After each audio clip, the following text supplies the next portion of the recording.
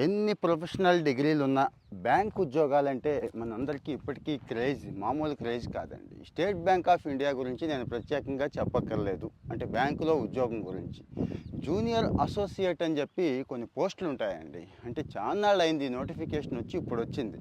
1, 2 కాదు, 13,735 ఉద్యోగాలకి నోటిఫికేషన్ ఇచ్చేసింది స్టేట్ బ్యాంక్ ఆఫ్ ఇండియా. ఇక తెలుగు రాష్ట్రాలకు కూడా ప్రత్యేకంగా ఉద్యోగాలు ఉంటాయండి, కొన్ని వందల్లోనే ఉంటాయి. రోజు నేను ఖచ్చితంగా ఒక 10 గంటలు కష్టపడగలను, అంటే ఎగ్జామ్ 2 నెలల్లోనే ఉంది కాబట్టి అనుకునే వాళ్ళకి ఇది బాగుంటుంది.